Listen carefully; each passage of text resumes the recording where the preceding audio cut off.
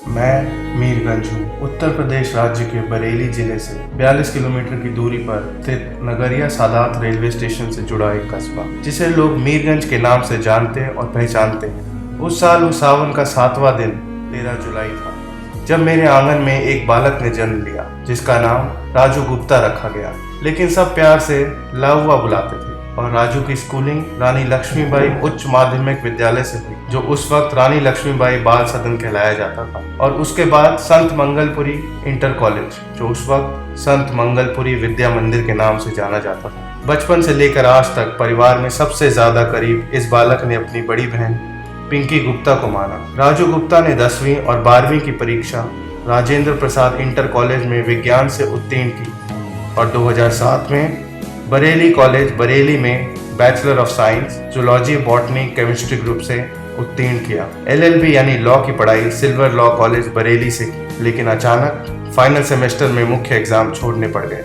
लेकिन कक्षा 6वीं से ही यह बालक स्कूल और कॉलेज में होने वाले हर सांस्कृतिक कार्यक्रम में बढ़ चढ़ की हिस्सेदारी निभाता रहा। बालपन से ही घर में तरह तरह के रूप रखकर फिल्मी संवाद बोलना, नकल उतारना इस बालक का शौक था।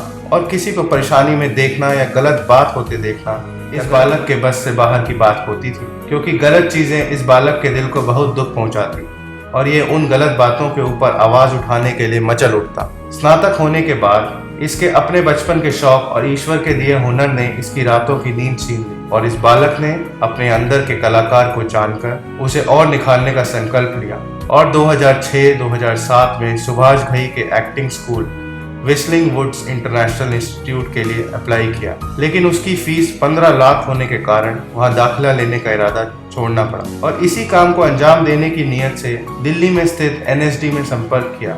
लेकिन इस बालक को उस वक्त बहुत बड़ा झटका लगा जब इसे पता चला कि यहाँ दाखिला लेने के लिए कम से कम 10 थिएटर सर्टिफिकेट की आवश्यकता होती है, जो कि इस बालक के पास नहीं थे। स्कूल कॉलेज में नाटक तो बहुत खेले थे, लेकिन किसी भी प्रोफेशनल थिएटर संस्था को ना तो ज्वाइन ही किया और ना ही कभी कोई सर्टिफिकेट लिया था।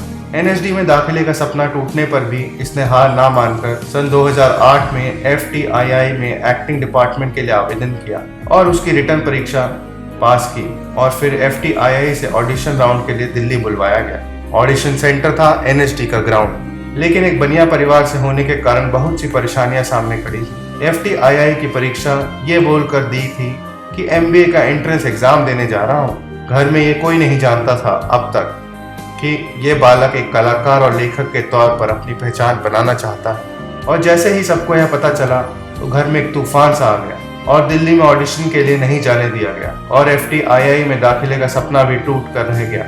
लेकिन वो सपने ही क्या जो चैन से सोने देते। अब तो सब जान चुके थे कि मेरी मंजिल क्या है और मैं क्या चाहता हूँ। और इस बालक के अंदर का कलाकार भी इसको जोर जोर से आवाज देता कि अब किस बात का डर, तू क्यों रुका है, तोड़ क्यों नहीं देता ये जमाने और परिवार की दरों दीवारें, और उड़ क्यों नहीं जाता अपने सपनों को साकार करने और पा क्यों नहीं लेता अपनी मंजिल। फिर पता चला कि मेरठ दिल्ली रोड पर एक एक्टिंग स्कूल खुला है जिसका नाम है IFTI और इस इंस्टीट्यूट के एक्टिंग डिपार्टमेंट के हेड हैं के पेंटर, जो FTII पुणे के एक्टिंग डिपार्टमेंट के हेड हैं और पूरा का पूरा एक्टिंग स्टाफ FTII पुणे और IFTI मेरठ का एक ही है। तो ये जानकर इस बालक को बहुत खुशी हुई कि शायद इस कायनात ने उसे एक मौका और दिया है और इस बार इस बालक ने अपनी बड़ी बहन की मदद से IFTI में दाखिला ले लिया और इस बालक ने अपनी कला से सबको अपनी कला का दीवाना बना दिया। ये सितंबर 2009-2010 का वक्त था और इस इंस्टीट्यूट से पास होने के बाद इस बालक को मुंबई के लिए निकलना था। लेकिन 7 फरवरी 2010 को एक ऐसा हादसा हुआ और उस हादसे ने राजू की पूरी जिंदगी बदल कर रख दी। उस हादसे से उभरने में 3.5 साल का वक्त लगा, क्योंकि गोली सर में लगी थी। उससे हुआ यह कि जख्म तो भर गया लेकिन निशान छोड़ गया। मसलन इस बालक की गर्दन ने मूवमेंट करना छोड़ दिया और पूरा चेहरा काला हो गया और बाएं हैंड ने काम करना छोड़ दिया और दर्द लगातार बना। इतने दर्द और इतनी समस्याओं के बाद भी इस बालक ने हौसला नहीं छोड़ा और ना ही अपने सपने को मरने दिया और 7 सितंबर 2014 को मुंबई के लिए रवाना हो गया। मुंबई, जिसको सपनों की नगरी कहा जाता है, और उसी सपनों की नगरी में मेरे आंगन से एक बालक इतनी मुश्किलों का सामना करते हुए अपने सपनों को साकार करने के लिए पहुंचा। ये मेरे लिए तो बड़ी बात थी ही। इस बालक के साथ साथ मेरा नाम भी मुंबई तक पहुंच रहा था मुंबई पहुंचते ही मुश्किलों ने इस बालक का दामन नहीं छोड़ा। इस बालक का सारा सामान लूट लिया गया और इसको गुमराह कर सारे पैसे भी लूट लिए गए। इस बालक ने उस बारिश के मौसम में दिन रात भूखे प्यासे, दिन रात भागते दौड़ते अपने उस सामान को खोज निकाला और बहुत से दिन और रातें भूखे प्यासे कभी प्लेटफॉर्म पर, कभी चौल में, कभी किसी होटल में गुजारी। और इसकी मुलाकात फिल्म और टीवी एक्ट्रेस एकता तिवारी से हुई और उस एक्ट्रेस ने 3 महीने के करीब राजू को अपने घर में शरण दी और बहुत मदद की। इससे राजू को मुंबई, बॉलीवुड और टीवी की दुनिया को समझने में काफी मदद मिली। फिर इस बालक ने उस एक्ट्रेस के घर से निकलकर अपने लिए एक किराए पर फ्लैट लिया और उस सपने को पूरा करने में लग गया जिस काम के लिए वो मुंबई आया था। अकेले ही इस बालक ने अपनी फिल्म कंपनी बनाई जिसका नाम राज महाजन एंटरटेनमेंट प्राइवेट लिमिटेड रखा और खुद राज महाजन के नाम से काम करने लगा।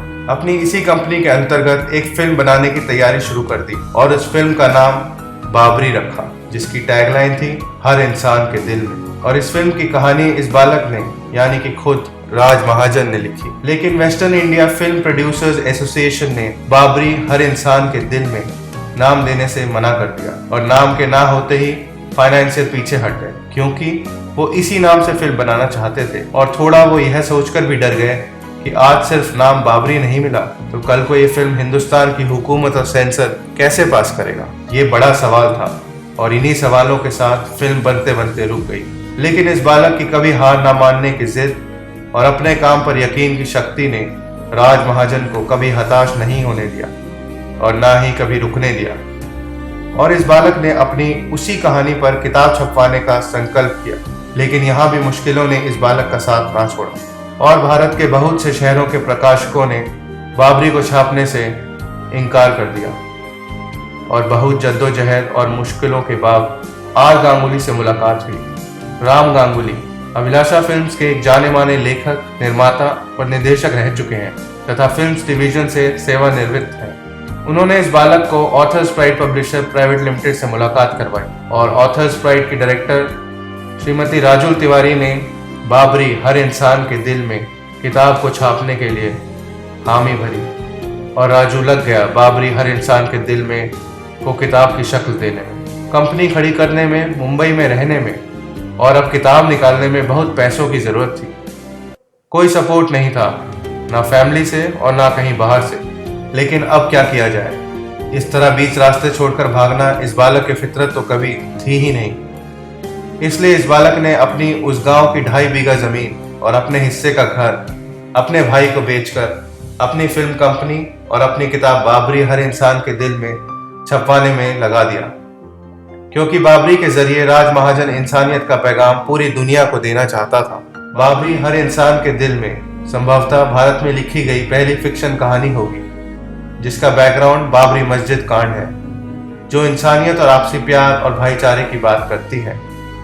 और आज की डेट में बाबरी हर इंसान के दिल में 3 भाषाओं हिंदी, इंग्लिश तथा उर्दू में www.amazon.in, www.shopclues.com और www.flipkart.com पर उपलब्ध है और amazon.in पर ई बुक किंडल फॉर्मेट में भी भारत सहित दुनिया के 17 देशों में उपलब्ध कराई गई है। इस किताब को पिछले दिनों लखनऊ में 8 जून 2016 को श्री उदय प्रताप सिंह, कार्यकारी अध्यक्ष हिंदी संस्थान लखनऊ के हाथों लोकार्पित कराया गया और आज बाबरी हर इंसान के दिल में आपके शहर बरेली में आली मर्तबत जनाब मौलाना तौकीर रजा खान साहब के मुबारक हाथों से प्रक्षेपित हो रही है। ये राज महाजन के लिए खुशी की बात हो सकती है लेकिन मेरे लिए बहुत गर्व की बात है। और अंत में मैं मीरगंज राज महाजन के जज्बे को सलाम करता हूँ और उसकी तरक्की की दुआ करता हूँ कि कामयाबी उसके कदम चूमे जिससे वो अपने सपनों को पूरा करता रहे और हमें ऐसी इंसानियत से भरी अपनी कहानियां, फिल्मों और किताबों के माध्यम से हमेशा पहुंचाता रहे। और अंत में बस इतना ही कि राज महाजन का साथ आज तक जिन जिन लोगों ने दिया मैं उनका दिल से धन्यवाद देता हूँ। उसके सारे गुरु, दोस्त और चाहने वालों का शुक्रिया जिनकी शिक्षा, मदद और दुआओं के बिना यहाँ तक पहुँचना शायद नामुमकिन होता। और सबसे ज्यादा धन्यवाद उन लोगों का जिन्होंने इस बालक का हमेशा मजाक उड़ाया, जी हाँ, और ताना मारा कि ये मीरगंज से निकलकर मुंबई में एक एक्टर, एक राइटर या एक फिल्म मेकर के तौर पर अपनी पहचान बनाएगा। और फिर सब खूब हंसते और ये बालक अपनी नजरें अपने मंजिल की तरफ किए सिर्फ आगे बढ़ जाता। कभी इसको बहुत बुरा लगता तो कभी रोता भी कि कोई ऐसा गलत काम तो मैं नहीं कर रहा हूँ, फिर ये लोग मेरा मजाक क्यों बनाते हैं। और आज सोचता हूँ कि उनके मजाक से ही राजू को भरपूर एनर्जी और ऊर्जा और हौसला मिलता कुछ करने का। इसलिए उन लोगों का भी बहुत शुक्रिया, धन्यवाद। मैं मीरगंज हूँ।